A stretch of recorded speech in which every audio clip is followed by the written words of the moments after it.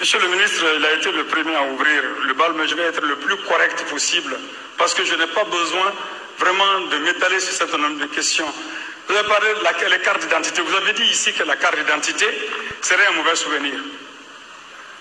Les crises de la carte d'identité. Mais je ne peux pas comprendre.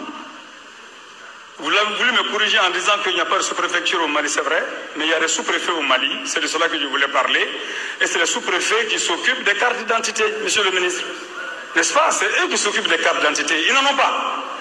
Et les populations sont à longueur de journée harcelées parce qu'ils n'ont pas de pièce d'identité ou leur pièce d'identité est périmée lors de leur voyage. On les extorque leurs sous pour ça.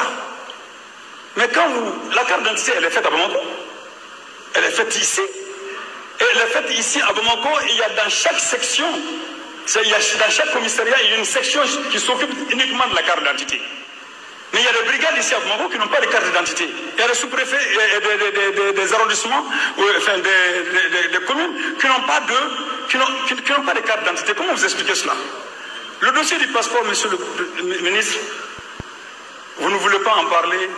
J'aurais souhaité vraiment que vous en parliez.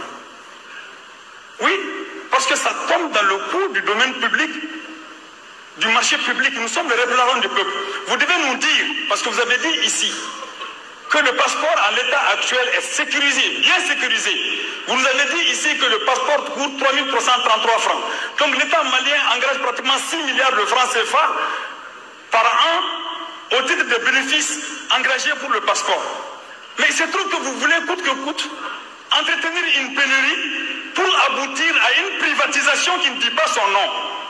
Et cette privatisation, elle est purement et simplement contre l'intérêt malien et contre la souveraineté même de notre pays. Je veux que vous en parliez. Si vous ne voulez pas en parler, alors il ne me reste qu'une seule chose, c'est d'appuyer la position de l'honorable Ndji, qui a demandé une enquête parlementaire là-dessus, mais avec le souhait que c'est une enquête parlementaire qui ne doit pas traîner comme celle dans laquelle nous sommes aujourd'hui, sur le Nord, que ça ne traîne pas. Parce que c'est une question de souveraineté, la question du passeport. Et ce que vous êtes en train de faire, que vous ne voulez pas dire devant l'opinion, est grave, est une atteinte à l'indépendance et la souveraineté de notre pays. Monsieur le ministre, comment les gens ne peuvent pas se poser un certain nombre de questions? Vous savez, monsieur le Président, je suis très sollicité. Et j'aurais souhaité vraiment qu'on ne me sollicite pas. Et je demande à beaucoup de gens d'aller solliciter les présidents de leurs différents partis politiques. Je serai le